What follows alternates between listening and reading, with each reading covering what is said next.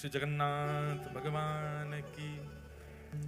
तो महाप्रभु जी की दिव्य लीलाएं सुन रहे हैं। कल हम लोगों ने भक्त चरित्र सुना श्री माधवदास जी का। माधवदास जी पर अनुग्रह, ठाकुर जी ने ऐसा अनुग्रह किसी पे नहीं किया जैसा माधवदास जी पे किया। अब तो माधवदास जहां जाते हैं ठाकुर जी संगे ही जाते हैं, श्री जगन्नाथ जी उनके संगे ही निकल पड़ते हैं। ऐसे ही एक बड़े प्रसिद्ध भक्त हैं जिनका नाम लगभग सबको पता है, सदन कसाई। क्या नाम है? महाप्रभु जगन्नाथ जी की अनंत कृपा इन्होंने प्राप्त की। मैंने पहले ही कथा में कहा है बंधुओं की भक्ति दो लोगों के हृदय में प्रकट होती है। बहुत ध्यान से सुनिएगा। या तो उस भक्त के चित्त में भक्ति का प्रादुर्भाव होता है जिसके चित्त में पूर्व से ही संस्कार विद्यमान है, पूर्व जन्म से ही संस्कारी है। और ऐसे व्यक्ति को ज्यादा सिखाना नहीं पड़ता। पूर्व जन्म के संस्कारी इतने सुदृढ़ होते हैं कि वो इस जन्म में बाल्यकाल से ही भक्ति मार्ग में आ जाता है। अच्छा, एक बात और आपने सबने अनुभव की होगी कि बाल्यकाल में भक्ति बड़ी प्रगाढ़ होती है। छोटे छोटे बच्चों को लीला बहुत अच्छी लगती है, छोटे बच्चों को ठाकुर जी की सेवा बहुत अच्छी लगती है, छोटे बच्चों को कीर्तन बहुत बढ़िया लगता है। पर जैसे ही वो 15-16 वर्ष के होते हैं फिर क्या हो जाता है उनको, फिर अचानक से एक परिवर्तन उनके चित्त में आ जाता है। वास्तव में हमारे पूर्व के संस्कार वो दिखने ही शुरू होते हैं 12-13 वर्ष के बाद। शास्त्रों में भी 12 वर्ष तक के बालकों के द्वारा किया गया अपराध अपराध नहीं माना जाता। 12 वर्ष का बालक भी अगर कुछ करे तो उसको पाप में नहीं गिना जाता। तो हमारे संस्कार जो पूर्व जन्म के हैं वो प्रकट होने ही प्रारंभ उसके बाद में होते हैं। इसलिए अचानक से परिवर्तन दिखता है कि बालक अचानक से फिर बिल्कुल विमुख हो जाता है ठाकुर जी के। तो भक्ति के जो बीज अंकुरित होते हैं वो दो ही प्रकार के लोगों के चित्त में होते हैं, या तो पूर्व के संस्कार जिसके चित्त में हो, या फिर घोर नास्तिक हो और अचानक कोई जीवन में ठोकर लगी और बदल गया। सदन कसाई जो हैं इनके पूर्व के संस्कार बड़े सुदृढ़ हैं। भले ही कसाई थे लेकिन जब मांस तोलते थे ना तराजू पे तो भी हरिचिंतन करते हुए तोलते थे। और सबको पता है, प्रसिद्ध है कि वो एक जगह बाट नहीं रखते थे, पत्थर रखते थे। उन पत्थरों में गलती से शालिग्राम भगवान थे, शालिग्राम भगवान से ही तोलते थे मांस को। एक दिन एक संत वहां से जा रहे थे और उनकी दृष्टि अचानक से वो तराजू पर पड़ गई। बहुत ध्यान से सुनिए सब लोग, बहुत सुंदर कथा है सदन कसाई की। तराजू में पड़े भाई जब शालिग्राम जी दिखे, नाक पे ऐसे कपड़ा रख के निकल रहे थे और एक बार तो निकले, फिर उन्होंने सोचा ये शालिग्राम जी तो नहीं है। लौट करके वापस आए, पुनः उसके तराजू की ओर देखा तो आकृति और आकृति में जो भाव था, वैष्णव को ना देखते ही पता चल जाता शालिग्राम जी हैं कि नहीं। मैंने कई घरों में देखे हैं पेंटेड शालिग्राम जी होते हैं जो बिल्कुल ही सिलपिल्ले जैसे हों, बिल्कुल ही सपाट महाराज, बिल्कुल ही ऐसे चिकने कि कोई उनमें बिल्कुल भी हल्का सा भी कोई अंश ऐसा ना दिखता हो मानवों के तन जैसा। समझो वो शालिग्राम जी अभी स्पष्ट नहीं है, वो शुद्ध शालिग्राम नहीं है। शालिग्राम जी का तो रूप बिल्कुल जैसे मानव की त्वचा का स्पर्श होता है ना, ऐसा स्पर्श होता है शालिग्राम जी का। देखते ही संत पहचान गए तो शालिग्राम जी। उन्होंने कहा राम राम राम राम, अरे पाप तो तुम करते ही हो मांस बेच करके, ऊपर से शालिग्राम भगवान को तुमने जो है बाट पर रख रखा है तोलने के लिए मांस। तेरे हाथ पांव जोड़ रहे भैया, इनको हमको दे दो, हम इनकी सेवा करेंगे। सदन कसाई घबरा गया, बोले मुझे नहीं पता था भगवान है, आप इनको ले जाओ। और संत उनके यहां से शालिग्राम भगवान को ले गए, पंचामृत अभिषेक कराया, चांदी के सिंहासन पर सुंदर तिलक आदि पधरा करके, इत्र आदि लगा करके, माला पधरा के श्री शालिग्राम भगवान को विराजमान किया। 56 भोग लगाए शालिग्राम भगवान के। आरती पूजा करने के बाद में रात्रि का समय दूध भोग लगा करके संत तो शयन में चले गए, ठाकुर जी को भी सुला दिया। संत के हृदय में बड़ी प्रसन्नता कि अब मैं ठाकुर जी को कहीं से रेस्क्यू करके लाया हूं, सही जगह आ गए अब ठाकुर जी। अर्धरात्रि का समय हुआ, ठाकुर जी स्वप्न में रोते भय आए, नेत्रों में अश्रुपात हो रहे हैं, उदास चित्त है। ठाकुर जी स्वप्न में आए संत के संत कहने लगे, बोल भगवान आप इतने उदास क्यों हो, इतने इतने अप्रसन्न क्यों हो? सिंहासन में कुछ कमी है? आपकी प्रसादी में कोई कमी छोड़ दी क्या? मैंने सेवा ढंग से नहीं की क्या? माला में सुगंध ही नहीं थी क्या? प्रसाद में स्वाद नहीं था क्या बात है ठाकुर जी, आप इतने उदास क्यों हो? ठाकुर जी नेत्रों में अश्रु भरे और संत से कहते हैं, मुकुट सदना की याद आ रही है, मुकुट सदन की याद आ रही है। संत उठ करके बैठ गए और ठाकुर जी से कहने लगे, जय जय, उस कसाई की याद आ रही है आपको? वो मांस विक्रय करता है और मांस का तोलना आपसे करता है। भाई तुलादान अन्न का सुना है, तुलादान हमने व्यंजनों का सुना है, तुलादान सुंदर सुंदर वस्तुओं का होता है, रत्नों का होता है। मांस का तुलादान करता है आपसे और आपको उसी की याद आ रही है। क्या अच्छा लगता है आपको सदन के यहां? आपको दुर्गंध नहीं आती? मांस विक्रय करता है वो। ठाकुर जी कहते हैं वो सब बात अलग है कि मांस विक्रय करता है, जैसा भी है, जो भी उसके गुण संस्कार, उसका जो भी कुछ है, वो सब बात एक अलग है। पर जब वो तराजू उठाता है ना, और तराजू उठाते ही जैसे ही मैं लुढ़कता हूं इधर उधर, वो लुढ़कने में मुझे बहुत सुख मिलता है। उसके तराजू में लुढ़कने में जो सुख है ना, वो सुख तो ब्रह्मांड में नहीं है, वो सुख तो वैकुंठ में भी नहीं है। मुझे उसके तराजू में लुढ़कने में बहुत सुख मिलता है। और मैं जब लुढ़कता हूं तो वो मुझे देख करके जब प्रसन्न होता है ना, तो मुझे बहुत खुशी होती है। तो मुझे तुम वापस वहीं छोड़े आओ, मुझे उसी के पास रहना है। सो ही सुहागन प्रिय जाहिरी जय, कैसा तेरा मेरा। भैया ठाकुर जी आपके नहीं है, ठाकुर जी मेरे नहीं है, ठाकुर जी उसके हैं जिससे ठाकुर जी रीझे भये, उसके। ये बात सत्य है। मैं खूब कहता हूं कथाओं में कि आपके घर में सेवा विराज रही है, आप अपने ठाकुर जी को खूब भाव से सजाते हो, और दर्शनार्थी घर में कोई आते ठाकुर जी को देख करके प्रसन्न होकर के कहे, आपके ठाकुर जी बड़े सुंदर हैं, आपकी सेवा बहुत सुंदर है। तो बस ये समझ जाइए कि आपके लाल जी आपसे बड़े प्रसन्न हैं, आपसे बड़े खुश रहे में ठाकुर जी। क्योंकि उनकी प्रसन्नता नहीं होगी तो आप वस्त्र भी धारण नहीं करा पाओगे ठाकुर जी को। वो प्रसन्न हैं, इसलिए नित्य तैयार होते हैं। हम सेवा के लिए आपको बहुत स्पष्ट रूप से कह दें, कईयों के यहां सेवा का दर्शन करके मन बहुत उदास भी हो जाता है। ना तो वो पोशाक ढंग से डरा पाते, ना वो ठाकुर जी को नीलामे दुलामे, ना महाराज कार्य पड़ गए, ठाकुर जी के मैल जम गो पूरे शरीर में। ऐसे ठाकुर जी को देख के फिर मन होता तो है कि कुछ कह दें, भैया इनको करो ढंग से। पर फिर मन में एक बात आती है कि भाई जे सेवा कर रहा हो ठाकुर जी करवा रहे, हम क्यों बीच की बुआ बने? ठाकुर जी को यहाँ नावे को मन ही नहीं करते होगो। ठाकुर जी कहते होंगे नावे के काज दुनिया पड़ी है, सब नवाई रहे, मैं यहाँ ना रहो। कभी कभी ऐसा, क्योंकि एक बार जगन्नाथपुरी की लीला है, श्री जगन्नाथ जी में उड़िया भक्तों की सेवा तो आज भी देख लो आप जाकर के, तो महाराज यूं कहोगे जय हो, ये तो धन्य है।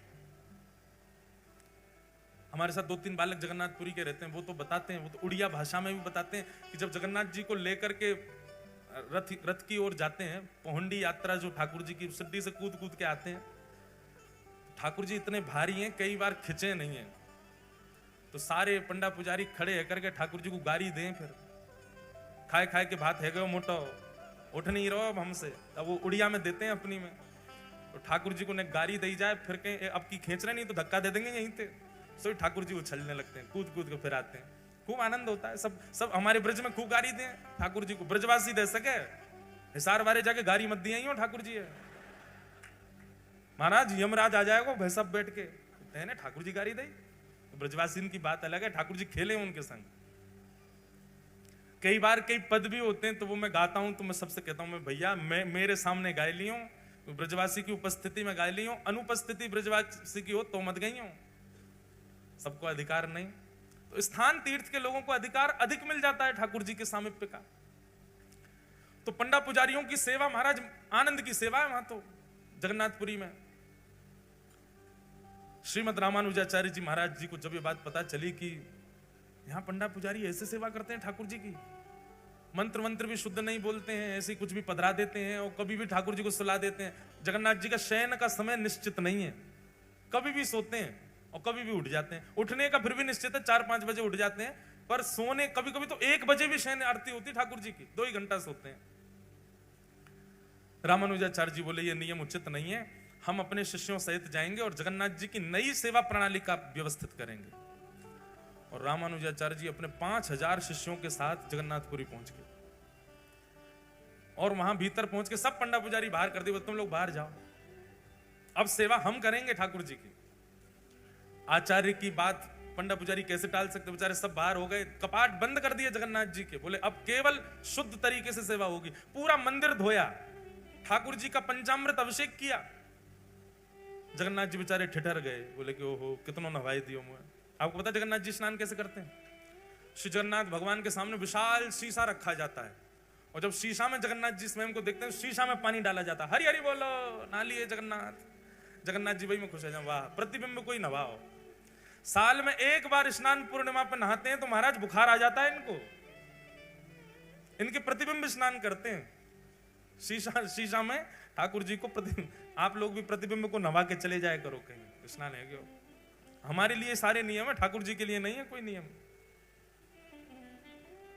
रामानुजाचार्य जी ने तो विधि से सेवा प्रारंभ कर दी, रोज स्नान होगा, रोज ये प्रसादी बनेगी, रोज ये इतने बजे कपाट बंद होंगे, इतने बजे खुल जाएंगे, ये वेद मंत्र सुनाए जाएंगे, ये पाठ सुनाया जाएगा। 5 दिन में जगन्नाथ जी सूख गए, पतरे से है गए। आचार्य चरण से बोले, रामानुजाचार्य जी से बोले, आप दक्षिण में हमारी सेवा करते तो हैं, अब वहीं सेवा कर लिया करो ना, यहाँ हमको इनके मुताबिक करवाने। तो बोले आप बिल्कुल शांत रहिए, हम आचार्य हैं, हमारी आज्ञा आपको माननी पड़ेगी। ठाकुर जी चुप हो गए, ठीक है भैया क्या कहें। लेकिन बाहर खड़े सब पंडा पुजारियों को ठाकुर जी को बड़ी याद, ठाकुर जी को याद आ रही है। रात्रि कपाट बंद हुए, बलभद्र सुभद्रा जी से ठाकुर जी बात करने लगे, मुंह को तो बहुत याद आ रही है। ये सब उड़िया वैष्णव मेरे सामने मटक मटक करके हरी हरी बोल के जैसे नाचते हैं, मुझे बहुत सुख मिलता है। ये जैसे भी हैं, ये जैसी सेवा करते हैं, मुझे वो भाती है, मुझे वो बहुत प्रिय लगती है। मैं कब कह रहा हूं कि भाई वेद जन्य या शास्त्र जन्य सेवा मत करो, पर यहां पर मैं भाव की सेवा से प्रसन्न हूं। अब कैसे समझाऊं मैं आचार्य चरण को? अच्छा, ठाकुर जी ज्यादा इसलिए भी नहीं बोल पा रहे कि बलराम जी जो हैं यही तो रामानुजाचार्य हैं, शेषावतार हैं रामानुजाचार्य। अब ज्यादा कैसे बोले जब बगल में ही तो बैठे हैं। तब अर्धरात्रि का समय, सब सो रहे थे। ठाकुर जी ने गरुण जी को बुलाया, द्वार पर बैठे, इधर आओ। तो जी जय जय आज्ञा। बोले काम करो, विशाल स्वरूप धारण करो, इतने बड़े पर कर लो। सोते हुए रामानुजाचार्य जी उनके सबरे शिष्यन को ले जाके दक्षिण छोड़े आओ और द्वार खोल दो हमारे। रात्रि गहरी निद्रा में सोए थे सब आचार्य चरण और सारे शिष्य। गरुण जी महाराज पहुंचे और तनिक तनिक से किसी को पता नहीं चले, चुपचाप सबको उठा करके अपने पंख पे धारण कर लियो, पीठ पे धारण कर लियो और श्री जगन्नाथपुरी से उड़ करके गए दक्षिण भारत में। श्रीरंगम में जाकर के सबको खटिया सहित उतारे आए, खटोला सहित ले गए थे और वहां पर सबको सुला करके लौट करके आए। द्वार खोल करके फिर से सबरे पंडा पुजारी भीतर कर लिए। जगन्नाथ जी झूमने लगे, बोला अब सुख है, अब बढ़िया, ये सबरे आ गए फिर से। यहां रामानुजाचार्य जी सवेरे सवेरे जैसे नेत्र खुले, स्थान ही बदल गए, द्वार ही बदल गए, खिड़की बदल गई, वातावरण बदल गया, सब कुछ बदल गया। और बाहर आकर के जब देखा, पूछने लगे आपस में, अफरा तफरी मच गई, कहां आ गए हम? तब किसी ने बताया वो तो श्रीरंगम है। रामानुजाचार्य जी के प्रेमाश्रु प्रकट हो गए और प्रेमाश्रु प्रकट हो गए, दौड़ करके गए। श्रीमन नारायण भगवान शेष शैया पर पौड़े थे, जाकर के उनको हृदय से लगा लिया। बोले नाथ, आपकी भक्त वत्सलता की बलि बलि जाएं, आपके इस प्रेम के हम वारी वारी जाते हैं। अरे स्वयं ने वेदों में, स्वयं ने शास्त्रों में इतने नियम बना दिए अपनी सेवा के, लेकिन प्रभु आप तो भाव के भूखे, वहां भाव से आपकी सेवा करते हैं सब वैष्णव जन, वही आपको प्रिय लगती है। विराजो, ऐसे ही विराजे रहो, जैसे उन वैष्णवों को प्रिय लगता है वैसे आप सेवा स्वीकार करो। तो ठाकुर जी को क्या भा जाए कुछ पता नहीं है। पहले मैं टोक देता था घर में जाके ऐसे सेवा मत करो, फिर इन कथाओं के बाद में अब मुझे लगता है नहीं, शायद इनकी इच्छा ही ऐसे रहने की होगी, रहने दो। पर हाँ, कहीं ज्यादा ही अनीति होती है तो फिर मैं कह ही देता हूं, मैंने यार चना चनोरी तो भोग मत लगाओ, भोग तो लगाए करो ढंग से।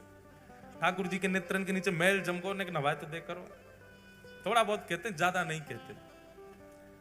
तो सदन कसाई के यहां ठाकुर जी को लुढ़कवे में सुख मिलता है। संत हृदय से लगा करके शालिग्राम भगवान को सदन कसाई के पास गए।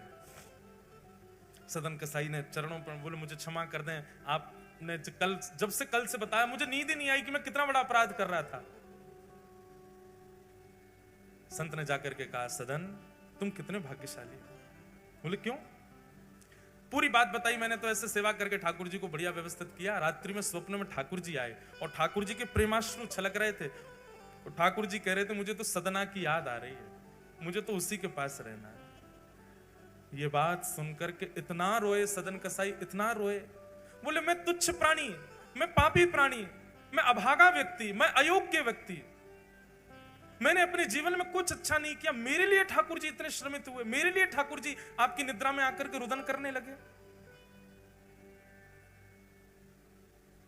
सदन कसाई ने उसी क्षण अपनी दुकान आदि तो सब बंद कर दी, बेग बाग दी, सारा काम छोड़ दिया। बोले कि अब शेष जीवन जिस प्रकार ठाकुर जी मेरे लिए विरह आतुर हुए, अब मैं ठाकुर जी के लिए विरह आतुर होऊंगा। ठाकुर जी को मेरे लिए विरह सहना पड़ा और विरह में अपना जीवन व्यतीत करने लगे सदन कसाई। कथाएं सुनते, नित्य श्रवण करते, कहां है नाथ, कैसे हैं नाथ, बस उसी विरह में रहते।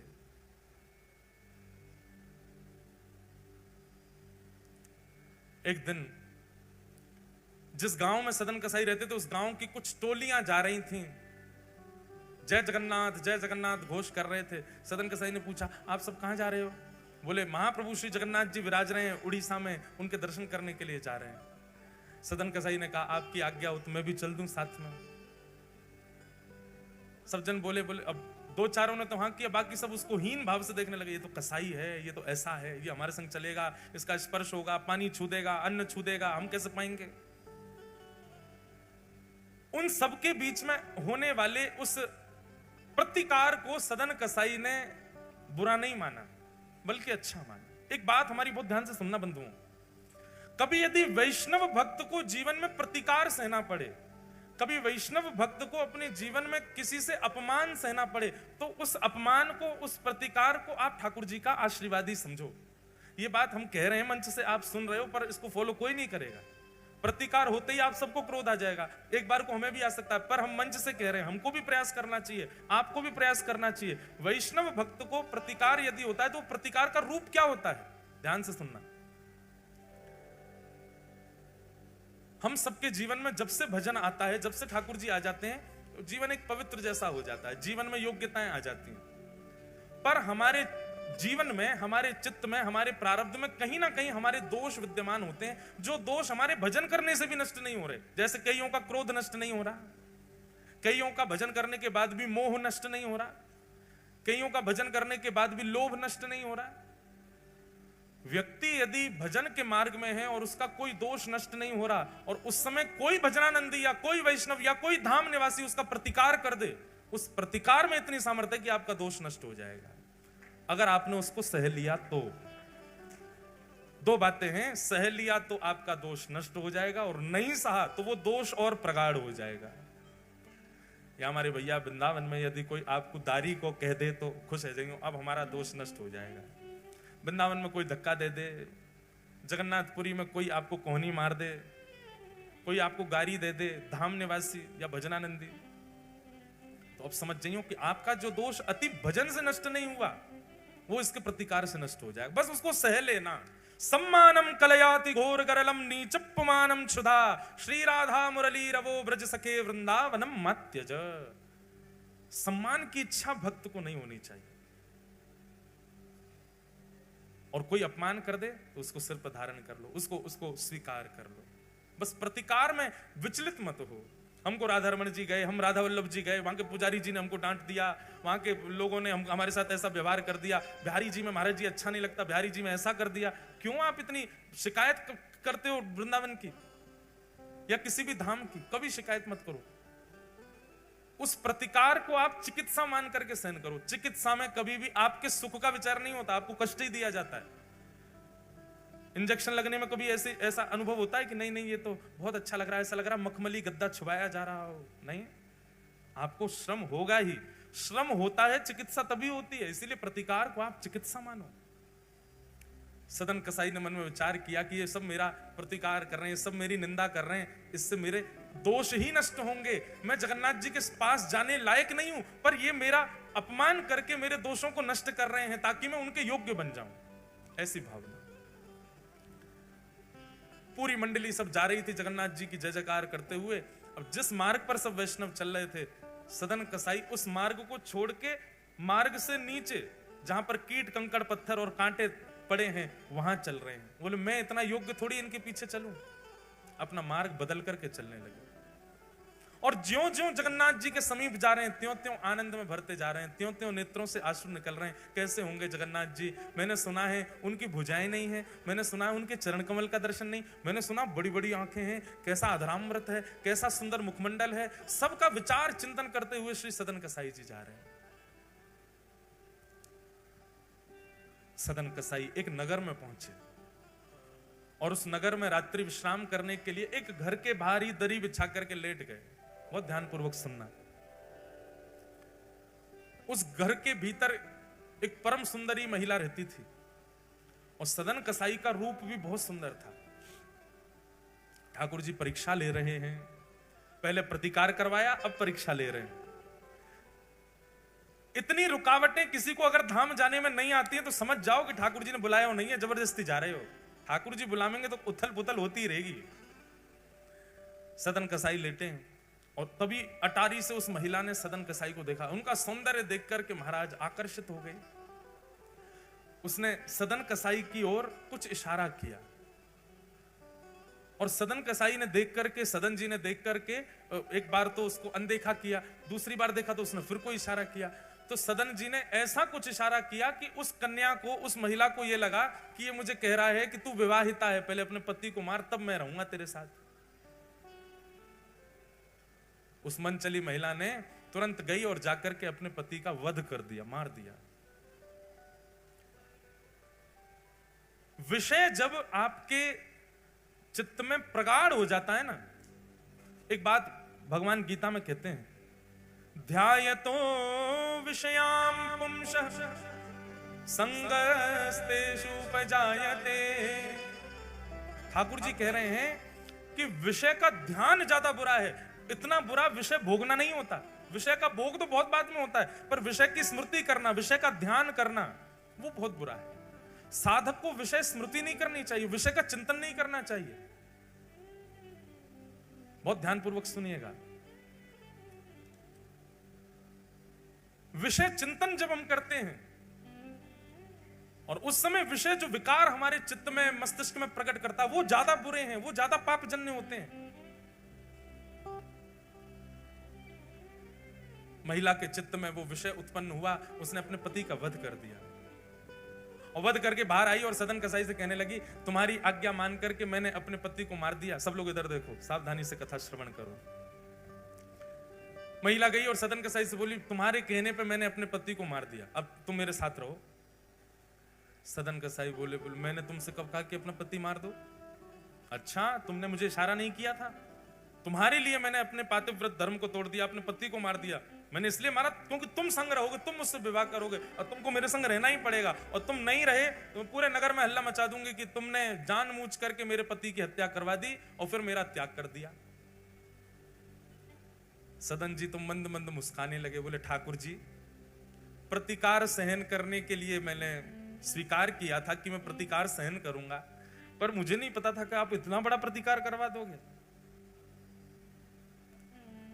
ठाकुर जी बहुत खेलते हैं बंधु। एक बात हमको याद आती है हमारे पंडित श्री गया प्रसाद जी महाराज की। हमारे भैया आए हैं गिरिराज जी से। कल आप कह रहे थे कि पंडित जी महाराज के उत्सव में भैया जी एक बार गिरिराज जी में कुछ प्रसंग रखो। हमारे प्रथम श्रोता हैं पंडित श्री गया प्रसाद जी महाराज, जो सबरी कथा सुनते हैं सामने बैठ के। आपकी गोद में ठाकुर जी खेलते थे, साक्षात श्याम सुंदर और किशोरी जी प्रकट होकर लीला करते थे। पंडित जी महाराज की एक बात बहुत ध्यान से सुनना। पंडित जी से किसी ने कही, बोले, बाबा जीवन में बहुत कष्ट आ गए हैं, ठाकुर जी कष्टों पे कष्ट, कष्टों पे कष्ट दिए जा रहे हैं, क्या करें? परिवार विपरीत हो गया, कार्य विपरीत हो गया, समाज विपरीत हो गया, ठाकुर जी ने इतने कष्ट दे दिए, अब क्या करें बाबा? तो पंडित जी महाराज प्रसन्न मुद्रा में उत्तर देते, भैया जे कन्हैया है ना, जाके खेलवे की बड़ी आदत है, जे हमारे संग खेलो करे, ब्रजभाषा ही बोलते थे शुद्ध, जे हमारे संग खेलो करे, जे कष्ट ना है, जे कन्हैया खेल लो है हमारे संग में। लाला चिंता या बात की मत करे कि जीवन में कष्ट क्यों आ रहे हैं, भले ठाकुर जी तो यूं कह दे, अरे लाला तो कुछ जितनो खेलना हो तो उतनो खेल ले, हमें कोई चिंता नहीं, पर हमको एक वचन दे। बोले कहा, खिलौना में ही रहना चाहिए, खिलौना नहीं बदलियो लाला कभी, खिलौना सदा मुंह को ही रखियो। लाला कहीं तेने खिलौना बदल लियो और मुंह को किनारे पटक दियो। अच्छा देखो, बालक जिस खिलौने से खेलता रहता है वही खिलौना बार बार टूटता है, और जिस खिलौने का त्याग करता है वो सुरक्षित खड़ा ही रहता है कोने में। जो समझो पूर्व सुरक्षित है, बिल्कुल बढ़िया है, कोई जीवन में तुम समझिए कोने धरो भयो खिलौना है। रोज रुदन होता है, रोज परेशानी होती है, रोज विपत्ति आती है, रोज थक जाते हो, रोज ठाकुर जी के आगे कहते हो क्यों ऐसा, तो समझ जाओ तुम प्रिय खिलौना हो, ठाकुर जी रोज खेल रहे हैं आपके साथ, रोज खिला रहे हैं। आज ही श्री जगन्नाथ जी से प्रार्थना करो, हे जगन्नाथ प्रभु, आप कितना भी खेल खेलो पर वचन देख के खेलो कि खिलौना मैं ही रहूंगा, खिलौना नहीं बदलना चाहिए। पंडित जी महाराज की वाणी, पंडित श्री गया प्रसाद जी महाराज। तो वही बात आ गई, सदन कसाई बोले जय जय खेल रहे हो, पहले प्रतिकार करवाया अब अपमान करवाया, ठीक है आप खेल लो लेकिन वचन दो मेरे संग ही खेलना और किसी के संग नहीं। लेकिन सदन कसाई ने उस कन्या को स्वीकार नहीं किया, बोले तुम जो अपराध देना चाहो, जो दंड देना चाहो मुझे स्वीकार, पर तुम्हारे साथ नहीं रहूंगा मैं। कन्या ने हल्ला मचा दिया, पूरे नगर इकट्ठा हो गया, सब पकड़ करके सदन जी को राजा के पास ले गए और राजा से जाके कहा कि इसने इनके पति का वध कर दिया, ये कह के कि मैं संग में रहूंगा, और अब इस कन्या का भी त्याग कर दिया। राजा ने सदन कसाई से कहा क्यों भाई तुमने ऐसा किया? सदन जी हंसने लगे, बोले कि मैं क्या कहूं, क्योंकि मेरे पक्ष को मैं रखूं उसके लिए सबूत इकट्ठे करने पड़ेंगे और इतना मुझ पर समय नहीं है। आपको जो दंड देना है वो दंड दे दीजिए, पर बस एक चीज मेरी मानना, मृत्यु दंड मत देना। कागा सब तन खाइयो मेरो चुन चुन खाइयो मांस, दोने नामत खाइयो मोहे पिया मिलन की आस। सदन कसाई रोने लगे, आपको जो दंड देना है मुझे स्वीकार है, पर मुझे मारिएगा नहीं। मुझे मृत्यु का भय इसलिए नहीं कह रहा, मैं अपने नाथ से मिलने जा रहा हूं, एक बार उनको देख तो लूं, कहीं उनको देखे बगैर मेरे प्राण निकल गए तो फिर मैं कैसे जीवित रहूंगा। मीराबाई का एक पद है, बहुत सुंदर पद है, मुझे बहुत प्रिय लगता है। कल रात्रि में भी मैं गा रहा था, कमरे में सब बैठे थे वैष्णव जन। कबहू मिले पिया मोरा गोविंद, कबहू मिले पिया मोरा गोविंद, कबहू मिले। नेत्र बंद करके शब्द सुन करके गाओ, मीराबाई का बहुत सुंदर पद है। ठाकुर जी से प्रार्थना कर रही है, कब मिलोगे आप मुझे? मिले पिया मोरा गोविंद,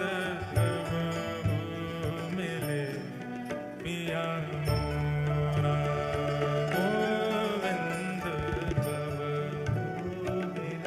पिया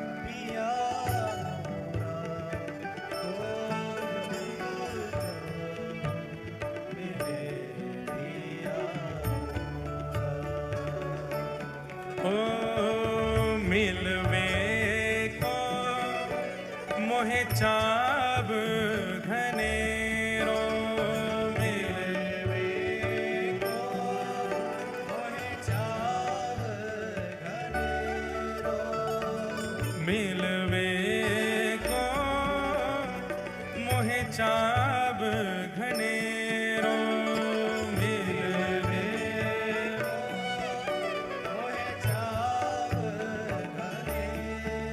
हो कब देखूं मुख तोरा गोविंद, कब देखूं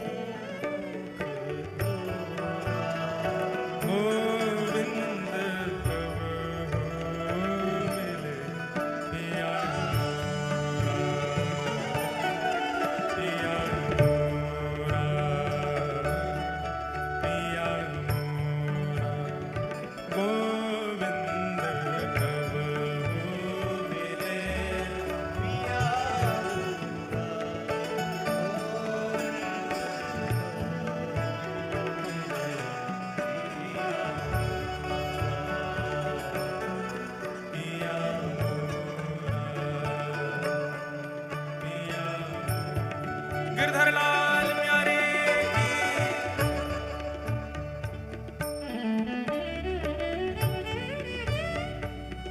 मीराबाई गा रहे हैं।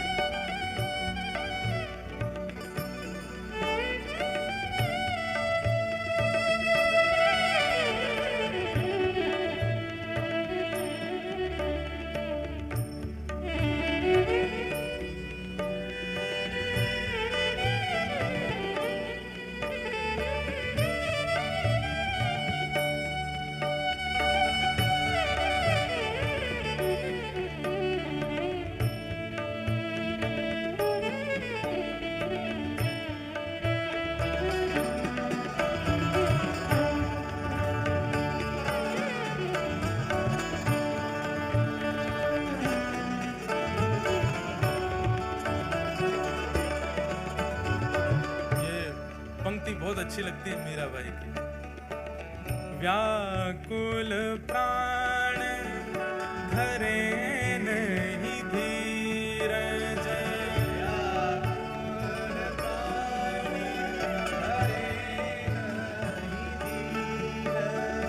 व्याकुल प्राण धरे नहीं धीरज,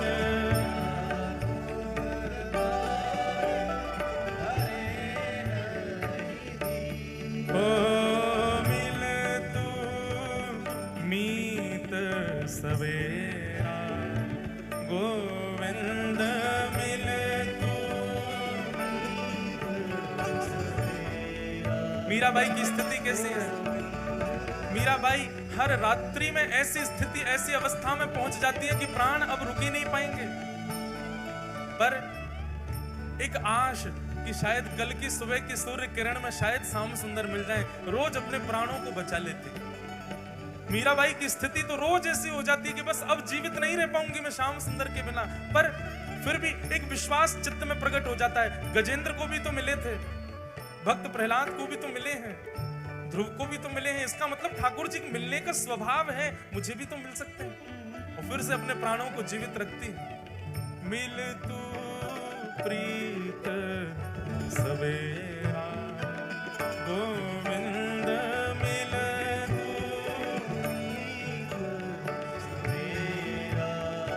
गोविंद कब हो मिले पिया मोरा, पिया मोरा, पिया मोरा, गोविंद कब हो मिले पिया मोरा, गोविंद मिले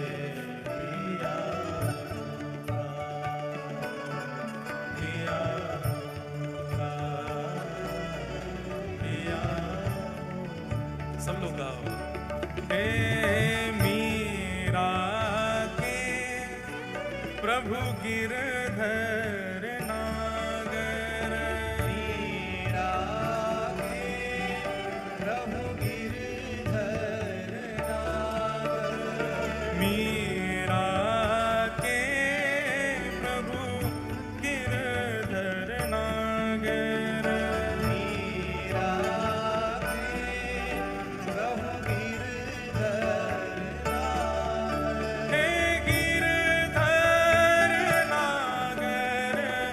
नटवर नागर,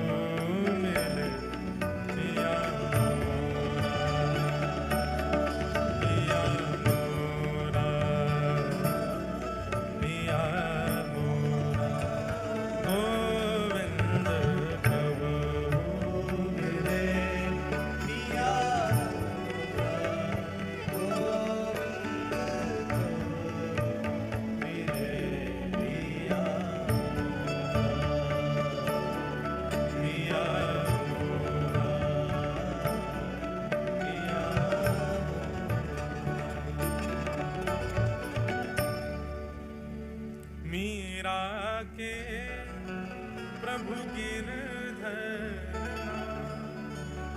ताप तपन बहु तोरा गोविंद कबहु मिले पिया। बंधुओं, वैसे मीराबाई जैसा विरह किसी भक्त ने नहीं सहा। मीराबाई की एक पंक्ति में गाता हूं, कथा में इतनी प्रिय लगती है कि मीराबाई का स्वभाव था, उनको जब ठाकुर जी की याद आती थी ना तो बाईसा पत्र लिखती थी ठाकुर जी को। वो पत्र जाना कहीं नहीं है, वो रखे रहते थे। जैसे कोई संत आके बाईसा को प्रणाम करते तो पूछते कहाँ जा रहे हो, तो कहते हम वृंदावन जा रहे हैं। सारे पत्र दे देती उनको, बोले जितने मंदिर हैं सब जगह एक एक पत्र चढ़ाया ना मेरा। संत अगर कभी मन में विचार करते कि इन पत्रों को खोल के पढ़ा जाए, इनमें क्या लिखा है, तो जब वो पत्र खोल के देखते थे तो अक्षर तो होते थे पर इतना जल पड़ा होता था उनके ऊपर कि वो सारे अक्षर ऐसे मिले जुले घुले हुए रहते थे। एक बार एक संत ने जाकर के मीराबाई से कहा, बोले कि मैंने तुम्हारे पत्र मंदिरों में दिए, वहां के मंदिर के सब पुजारी कहते हैं कैसे पत्र लाते हो, एक भी अक्षर समझ में तो आता नहीं है, पत्रों पर इतना पानी क्यों पड़ा होता है। मीराबाई कहते हैं वो पानी नहीं है तो पत्तियां मैं कैसे लिखूं, लिखी ही न जाए रे, पत्तियां मैं कैसे लिखूं, लिखी क्यों। बोले जब मैं लिखने बैठती हूं मुझे इतनी याद आती है श्याम सुंदर की, गिरधर की, मेरे हाथ कांपते हैं, अक्षर में लिख नहीं पाती हूं। और कभी कभी हाथ पकड़ करके यदि अक्षर अंकित कर भी देती हूं तो इतने आंसू बहते हैं, इतने आंसू बहते हैं, जो लिखती हूं वो बह जाता है। कलम धरत मेरो कर कांपत है, कलम धरत मेरो कर कांपत है, और नीर रहे हैं बहाए, नीर रहे बहाए, पत्तियां मैं कैसे लिखूं, लिखी ही न जाए, पत्तियां मैं कैसे लिखूं, लिखी ही न जाए। ठाकुर जी बहुत खेलते हैं और जाके संग खेले नहीं है समझो मिलेंगे भी ना वाको। सदन कसाई ने कहा कि राजन आप जो दंड देंगे मुझे स्वीकार है, बस मुझे मारिएगा नहीं,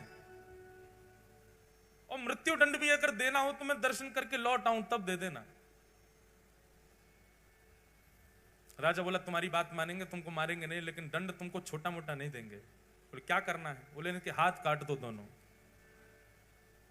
सदन कसाई को जैसे ही पता चला हाथ काटने, वो तो नाचने लगे। राजा बोला तुम नाच क्यों रहे हो, बोले मैं जिनसे मिलने जा रहा हूं उनके भी हाथ नहीं है, अच्छा है मेरे भी काट दो। मैं तो सोच ही रहा था कि मैं उनके समान कैसे बनूं, आपने बढ़िया जल्दी हाथ काटो। खुशी खुशी सदन कसाई ने अपनी भुजा कटवा ली और भुजा कटवा करके बोले नाथ अब मुझे विश्वास है कि आप मुझे बुला रहे हो, क्योंकि आपने अपने जैसा रूप प्रदान कर दिया आप मुझे। हाथों से रक्त बह रहा है, कोई चिकित्सा नहीं हुई है, और सदन कसाई चल पड़े जगन्नाथ की ओर।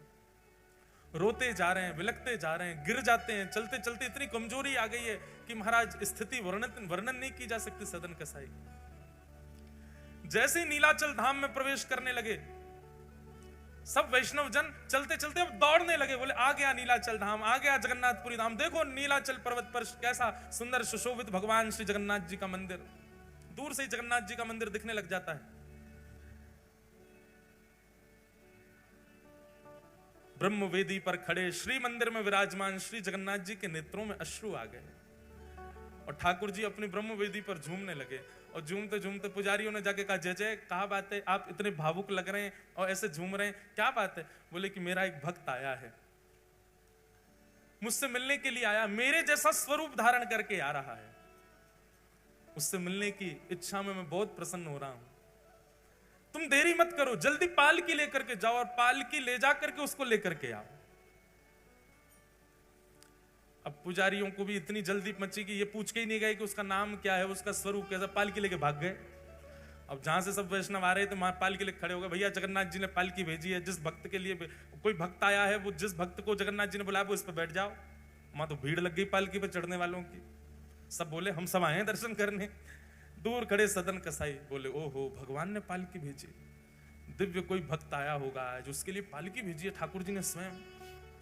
और वहां तो पालकी पर चढ़ने वालों की भीड़, सब एक दूसरे को फेंके पीछे, हम चढ़ेंगे, हम ज्यादा बड़े भक्त हैं, हम इतनी दूर से चढ़ के आए हैं। जगन्नाथ जी ने किसी ने कहा मुझे स्वप्न दिया था, किसी ने कहा मुझे ये किया था, सब में होड़ लगी चढ़ने की। पुजारी बोले रुको हम पूछ के तो आए कि वो भक्त का रूप स्वरूप कैसा है। दौड़ करके गए, जाके कहा बोले भगवान आपने कहा वो आपके जैसा है, पर है कैसा वो तो बताओ। ठाकुर जी बोले जैसे मेरी भुजा नहीं है उसकी भी भुजा नहीं होंगी, उसको लेके आओ। तब दौड़ करके गए, हाँ भैया तुम में से भुजा जिसकी नहीं है उसके लिए पालकी आई है। अब सब कहें भुजा तो है भैया हमारे। तभी दूर पड़े थे कोने में, वो तो मार्ग पे चल भी नहीं रहे थे, नीचे उतर के चल रहे थे। नीचे पड़े सदन कसाई के दोनों भुजा नहीं। पुजारी गए जाकर के सदन कसाई बोले तुम्हारे लिए पालकी भेजी है ठाकुर जी ने, क्योंकि ठाकुर जी ने संकेत किया मेरे जैसी भुजा है। सदन कसाई तो इतना रोए बोले कितने भक्त वत्सल, कितने दयालु, कितने कृपालु श्री जगन्नाथ। पालकी पर पहले तो चढ़े नहीं, जबरदस्ती जब चढ़ाया रोने लगे। और जैसे ही श्री मंदिर के सामने जाकर के पालकी से उतारा गया, सिंह द्वार में जैसे प्रवेश करने लगे, पतित पावन भगवान का जैसे ही दर्शन किया, सदन कसाई वहीं लेट गए। और जैसे ही लेटे हाँ नाथ हाँ नाथ हाँ नाथ कहने लगे। जैसे ही लेट करके अपनी कटी हुई भुजाओं से दंडवत के लिए हाथ ऊपर किए, दोनों भुजाएं प्रकट हो गईं और सदन कसाई अपने पूर्व रूप में वापस आ गए। बोले जगन्नाथ महाप्रभु की। पुजारी बोले भैया इसको तो कंधा पे उठा के ले चलो, जैसे जगन्नाथ जी को ले जाते, वैसे ही जगन्नाथ जी की तरह उठा करके ऊपर ले गए। और ले जा करके जैसे ही श्री मंदिर में प्रवेश किया, ठाकुर जी ब्रह्म वेदी पर खड़े खड़े सदन कसाई को देख करके झूमने लगे, आनंद में भर गए। और मानो पुजारियों से कहने लगे लेके आओ मेरे हृदय से लगाओ। और श्री जगन्नाथ जी ने मानो उसको हृदय। बंधुओं जगन्नाथ जी एक ही भाव जानते हैं, बाह पसार के खड़े हैं कि मैं सबको गले लगावे खड़ा हूं। कोई लगावे वारो आवे तो सही, कोई वाह भाव से आवे तो सही। श्री ठाकुर जी सबको गले लगाने को खड़े। ऐसे महाप्रभु श्री जगन्नाथ जी सदन कसाई पर कृपा की। अनेक भक्तों के चरित्र हैं, अनेक भक्तों के भाव हैं जिन पर महाप्रभु श्री जगन्नाथ जी कृपा करते हैं। ऐसे जगन्नाथ महाप्रभु के श्री चरणों में हम बारंबार प्रणाम करते हैं। जगन्नाथ जगन्नाथ जगन्नाथ रक्षमा महाबाहो महाबाहो महाबाहो पाहि मां। ऐसे महाप्रभु अनेक दिव्य लीलाएं हैं महाप्रभु जगन्नाथ जी की, सबको हम प्रणाम मात्र करते हैं। इन 4 दिवस के सत्संग सत्र में श्री जगन्नाथ जी के प्राकट्य की कथा और सब भावों को हमने सुना। विश्राम कथा का हो रहा हो और श्री गीत गोविंद ना गाया जाए तो काम नहीं बने।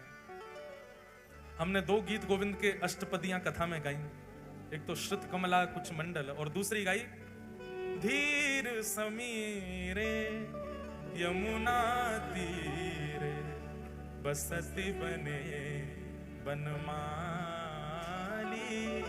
आप सब लोग ये दोनों स्तुतियां याद करो तो हम हिसार आएंगे। ये दूसरी वाली भी याद कर लेना, श्रुत कमला तो सबको याद ही है। ऐसे बंधुओं अष्टपदियां अनेक हैं जयदेव महाप्रभु की। अपने ठाकुर जी को 2 नियम आज से प्रारंभ कीजिए, सब लोग बहुत ध्यान से सुनो। रात्रि में ठाकुर जी को शयन कराते समय एक तो गीत गोविंद सुनाना है और दूसरा एक काम और करना है, श्री भक्तमाल जी के एक भक्त का चरित्र ठाकुर जी को सुनाना है।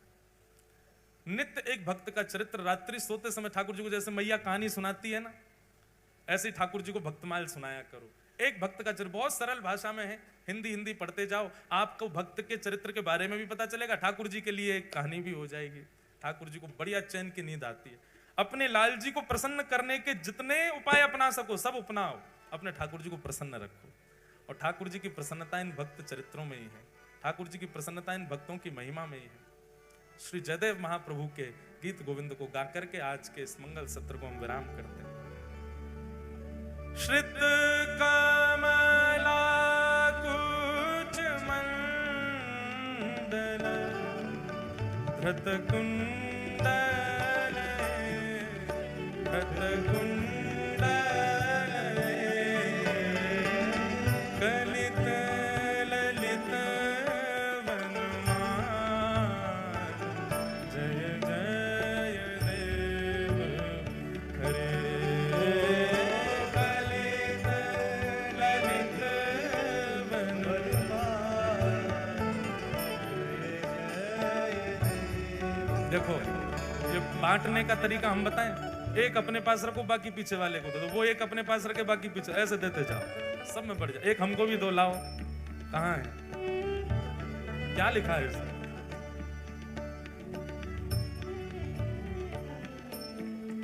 वाह, एक तरफ वृंदावन रसामृत और गीत गोविंद। अब जो सबके पास पहुंच रही है, जो नहीं गाएगा उसको बगल वाले की सौगंध है। महाप्रभु जगन्नाथ जी का स्मरण करो, विशाल चकानयन श्री ठाकुर जी, मधुर अधरामृत है, श्याम वर्ण है, दोनों भुजा उठा करके श्री जगन्नाथ महाप्रभु आलिंगन के लिए खड़े हैं। वही चिंतन करके श्री जयदेव महाप्रभु के गीत गोविंद को गा करके आज के इस जगन्नाथ रसोत्सव को विराम दें। कलित ललित जय जय देव हरे, कलित ललित जय जय देव हे दीनमणि मंडल मंडन भवखंडन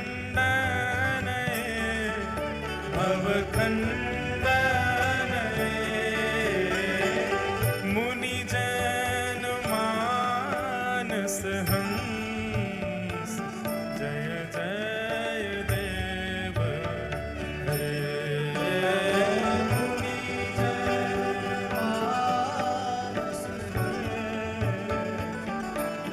जय देव। ओ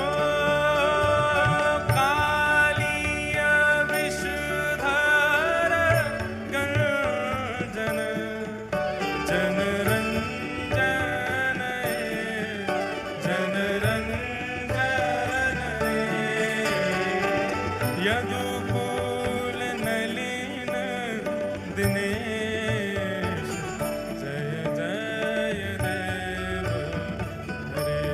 हरे, यदुकुल नलिन दिनेश,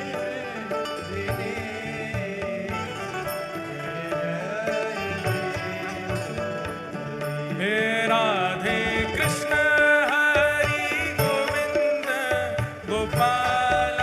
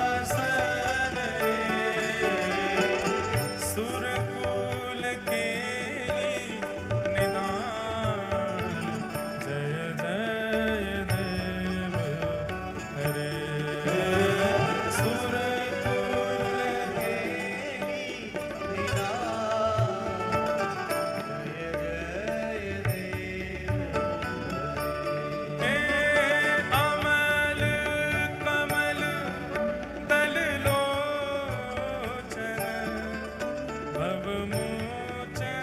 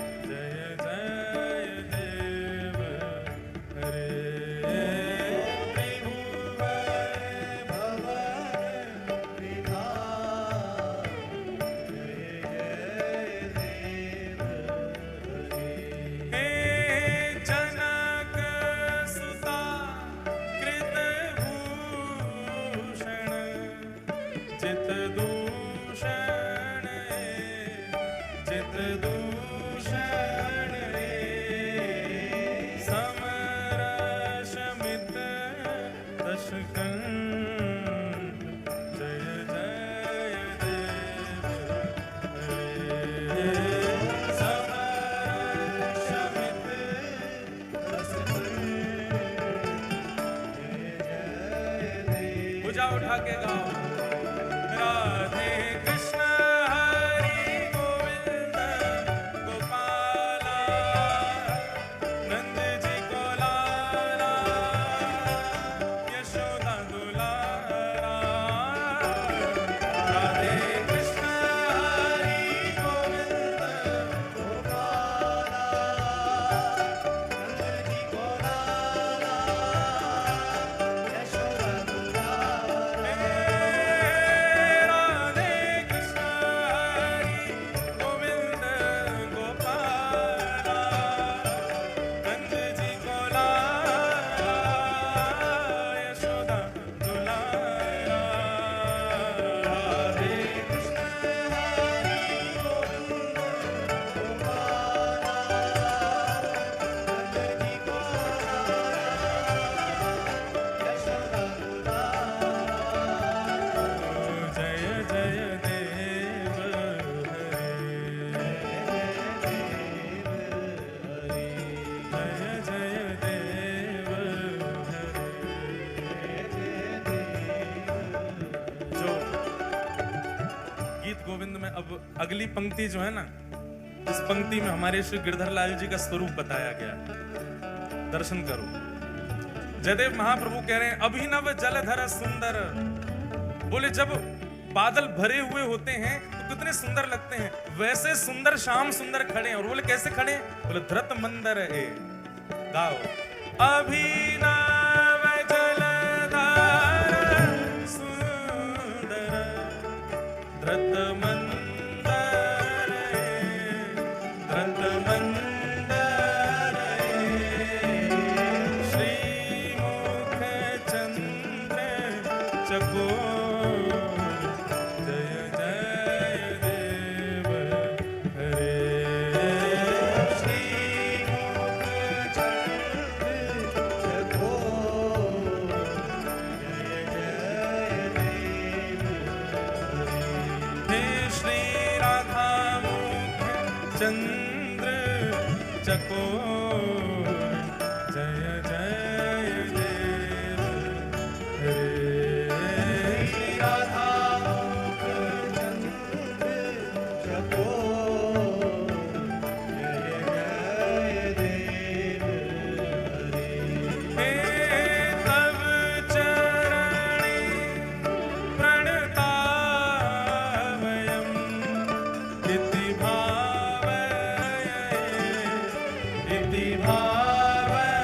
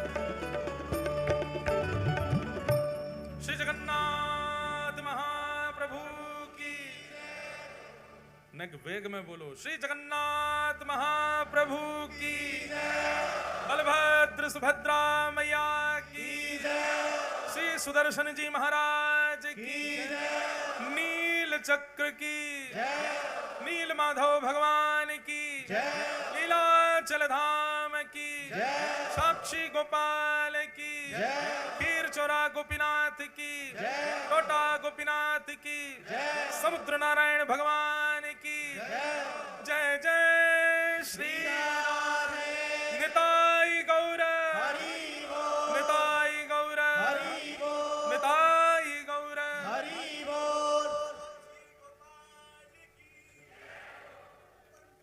आज जय हो। शाम को 6 बजे बधाई उत्सव है। सभी पोशाक पीली पोशाक उत्सव की धारण करके आइएगा। भैया दिव्यदास जी आपको सुनाएंगे। प्रेम और भाव से अब गाओ। बलभद्र और सुभद्रा संग विराजे ब्रज के नाथ। बलभद्र और सुभद्रा संग विराजे ब्रज के नाथ। हे विराजे ब्रज के नाथ, विराजे ब्रज के नाथ। कैसे? रथ आरूढ़ भये नंद नंदन, रथ आरूढ़ रथ आरूढ़ भये ब्रज चंदन, ब्रज आरूढ़ भये जय हो। कहलाए जगत के नाथ वृंदावन प्यारो वृंदावन, वृंदावन प्यारो वृंदावन। हे श्री वृंदावन मेरो वृंदावन, रथ आरूढ़ भये नंद नंदन, रथ आरूढ़ रथ आरूढ़ भये ब्रज चंदन, रथ आरूढ़ भये। ओ कहलाए जगत के नाथ वृंदावन प्यारो वृंदावन, वृंदावन प्यारो वृंदावन। हे श्री वृंदावन मेरो वृंदावन, वृंदावन मेरो वृंदावन। श्यामा हृदय कमल सो प्रगट्यो, श्यामा हृदय कमल सो श्री राधा हृदय कमल सो प्रगट्यो, और श्याम हृदय दूभा वृंदावन प्यारो वृंदावन, वृंदावन प्यारो वृंदावन। हे श्री वृंदावन मेरो वृंदावन, सब सुख सागर रूप उजागर रहे वृंदावन धाम। सब सुख सागर रूप उजागर रहे वृंदावन। गाओ भाव से। ओ प्यारो रहे वृंदावन धाम, प्यारो रहे वृंदावन धाम। हे रूप गोस्वामी प्रकट कियो जहाँ, रूप गोस्वामी प्रकट कियो, श्री रूप गोस्वामी प्रकट कियो जहाँ। उठा उठा के राधा गोविंद रूप निधान, वृंदावन प्यारो वृंदावन, वृंदावन प्यारो वृंदावन। हे श्री वृंदावन मेरो वृंदावन, रूप गोस्वामी प्रकट किया जहाँ, रूप गोस्वामी राधा गोविंद रूप निधान, वृंदावन प्यारो वृंदावन, वृंदावन हे श्री वृंदावन मेरो वृंदावन, हे बिहरत निस दिन कुंज गलिन में ब्रज जन मन सुख धाम। बिहरत निस दिन कुंज गलिन में ब्रज जन मन सुख धाम। हाँ प्यारो ब्रज जन मन सुख धाम, प्यारो ब्रज जन मन सुख धाम। हे मदन मोहन को रूप निरख के, मदन मोहन को रूप निरख, प्यारे मदन मोहन को रूप निरख के, मदन मोहन को रूप निरख। हे सनातन बलि बलिदार, वृंदावन प्यारो वृंदावन, वृंदावन प्यारो वृंदावन। हे श्री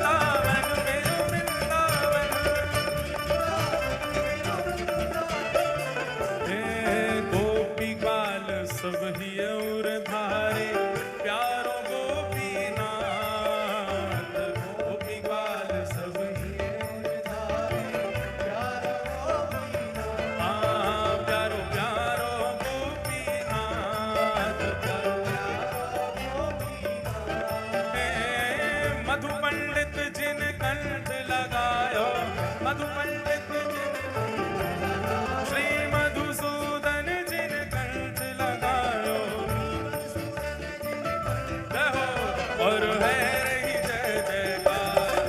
वृंदावन प्यारो वृंदावन, वृंदावन हे श्री वृंदावन मेरो वृंदावन। मधु पंडित जिन कंठ लगायो, मधु पंडित जिन, और है रही जय जयकार। वृंदावन प्यारो वृंदावन, वृंदावन हे श्री वृंदावन मेरो वृंदावन। श्री गोपाल भट्ट जू की हृदय वेदना प्रगट्यो शालिग्राम।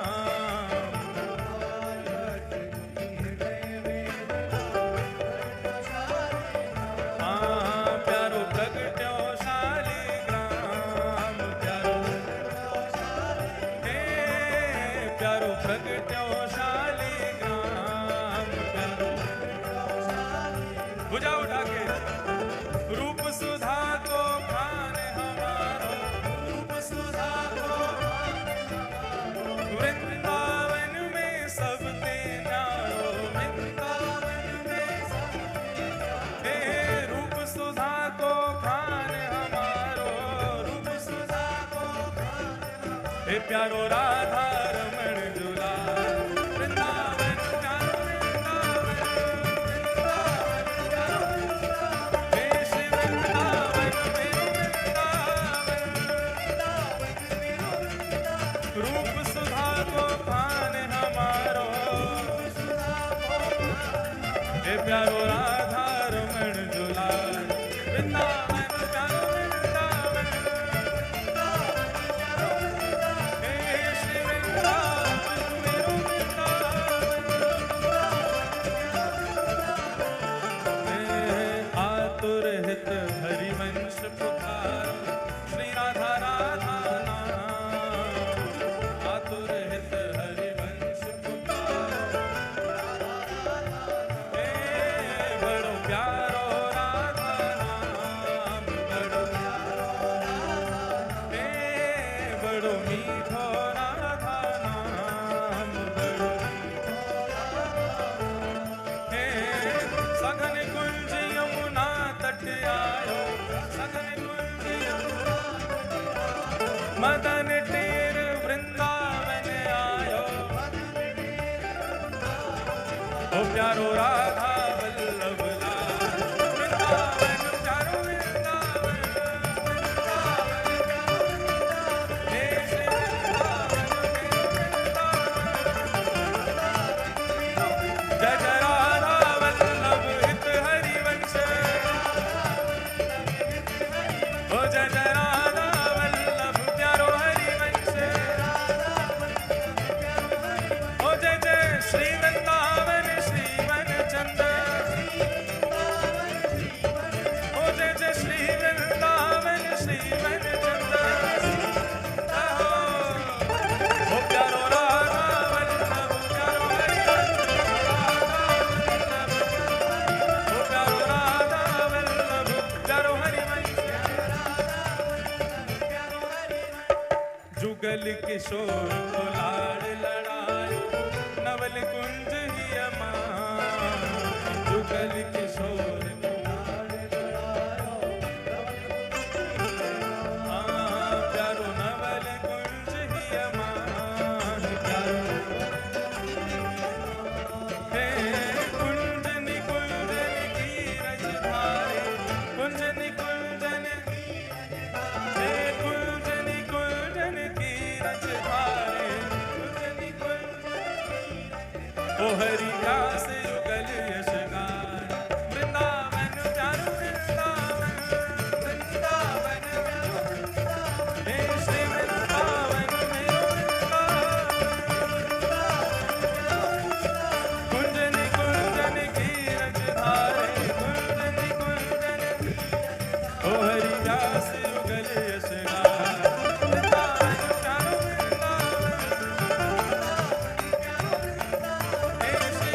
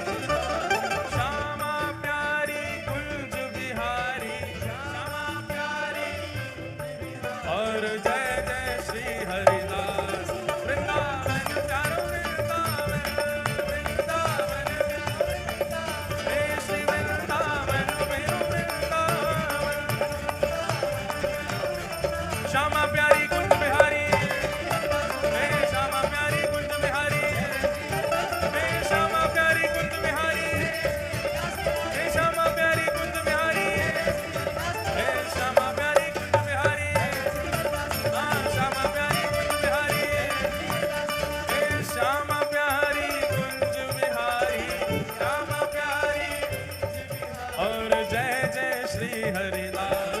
वृंदावन मेरो वृंदावन, वृंदावन हे श्री वृंदावन प्यारो वृंदावन।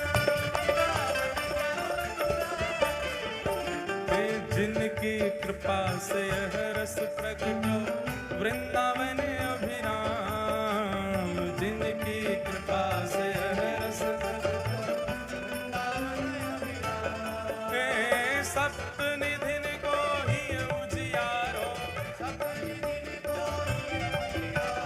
हम सबको मिलवावे वारो। श्री जगन्नाथ को अति ही प्यारो, जगन्नाथ को श्री निताई गौर को अति ही दुलारो, निताई गौर भुजा उठा के हमारो गिरधर लाल। वृंदावन प्यारो वृंदावन, वृंदावन हे श्री वृंदावन प्यारो वृंदावन। यह आनंद करवावे वारो, यह आनंद हे हमारो गिरधर लाल। वृंदावन प्यारो वृंदावन, हे श्री वृंदावन मेरो वृंदावन। एक बार और दोहराऊ पंक्ति, उत्सव विराम हो रहा है। बलभद्र और सुभद्रा संग विराजे ब्रज के नाम, बलभद्र और सुभद्रा संग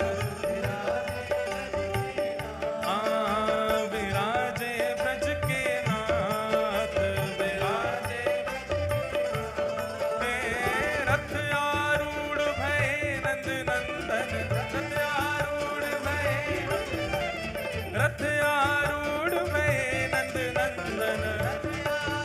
जय हो कहलाए जगत के नाथ। वृंदावन प्यारो वृंदावन, वृंदावन प्यारो हे श्री वृंदावन मेरो वृंदावन। नाथ नाथ नाथ भजो नाथ जगन्नाथ, नाथ नाथ नाथ भजो हे नाथ नाथ नाथ भजो नाथ जगन्नाथ। हे लीला चलनाथ भजो नाथ जगन्नाथ। जय जगन्नाथ जय जगन्नाथ, ओ जय जगन्नाथ जय जगन्नाथ, जय जगन्नाथ प्यारो जगन्नाथ, जय जगन्नाथ प्यारो जगन्नाथ। हे निताई गौर राधे श्याम, निताई गौर राधे श्याम, हे निताई गौर राधे श्याम, हे निताई गौर राधे श्याम, हे निताई गौर राधे श्याम, हे निताई गौर राधे श्याम, हे निताई गौर राधे श्याम, हे निताई गौर राधे श्याम, हे निताई गौर राधे श्याम, हे निताई गौर राधे श्याम, हे निताई गौर राधे श्याम, हे निताई गौर राधे श्याम। हे नाथ नाथ नाथ भजो नाथ जगन्नाथ, नाथ नाथ नाथ भजो, हे दीनों के नाथ भजो नाथ जगन्नाथ, हे नाथ नाथ नाथ भजो नाथ जगन्नाथ। जय जगन्नाथ जय जगन्नाथ। सब लोग मुद्रा बनाओ जगन्नाथ जी की, और ने जैसे ठाकुर जी साल्वे को देख करके झूमते हैं, जैसे सदन कसाई को देख करके झूमते हैं, माधव दास को देख करके झूमते हैं, हम ठाकुर जी को देख के झूमे। जय जगन्नाथ जय जगन्नाथ, जय जगन्नाथ जय जगन्नाथ, हे प्यारो जगन्नाथ जय जगन्नाथ,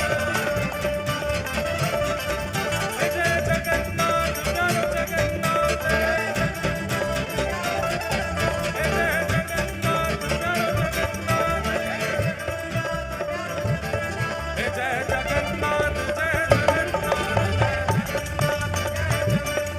जय जगन्नाथ प्यारो जगन्नाथ, हे जय जगन्नाथ प्यारो जगन्नाथ।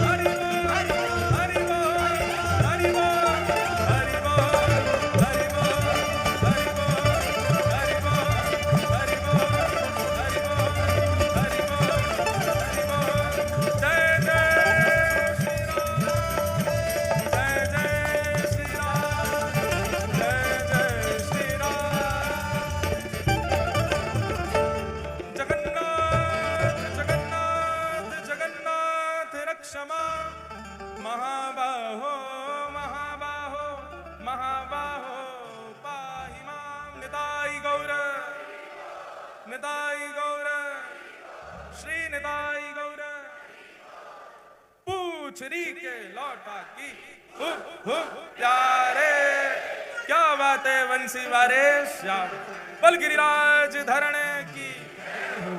आप सब लोगन को व्यास मंच से बहुत बहुत जय श्री कृष्ण, जय सिया राम, जय श्रीमन नारायण, जय जय जगन्नाथ। आप सब लोगों को बहुत बहुत प्रणाम। हमारे निताई गौर परिवार को जिन्होंने ये 4 दिवसीय जगन्नाथ रसोत्सव का क्रम रखा, उनको बहुत बहुत बधाई हो, बधाई हो, बधाई हो। और बधाई उत्सव शाम को होगा 6 बजे। आप सब लोग बधाई के रूप में यहाँ पर आना, खूब बधाई उत्सव में आनंद लेंगे। सबको हमारा बहुत बहुत प्रणाम, बहुत बहुत जय श्री कृष्ण। अब आप सब लोगों को वंदन करते हुए पुनः ठाकुर जी बुलाएंगे तो हिसार की भूमि पर मंगलमयी कथा सुनाने के लिए फिर आएंगे। श्री गिरधर लाल जी आप सब पर कृपा करें, आप सबके चित्त में खूब भक्ति भाव बढ़े, खूब वृंदावन के प्रति प्रेम बढ़े, रसिक जनों से प्रीति बढ़े, नाम जप में निष्ठा बढ़े, लीला में रुचि बढ़े। ठाकुर जी से बस यही प्रार्थना है और इन्हीं भावों के साथ अपनी वाणी को विराम देते हैं। जय जय श्री राधे। श्री राधे। बड़ा ही मंगल अवसर श्री जगन्नाथ रस अमृत। हम सभी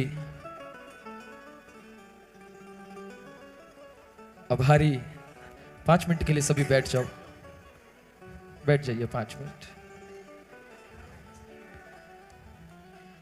ये हिसार वालों पर कृपा है इतनी कि स्वयं श्री जगन्नाथ प्रभु हिसार पधारे और हमारे परम पूजनीय श्री इंद्रेश जी उपाध्याय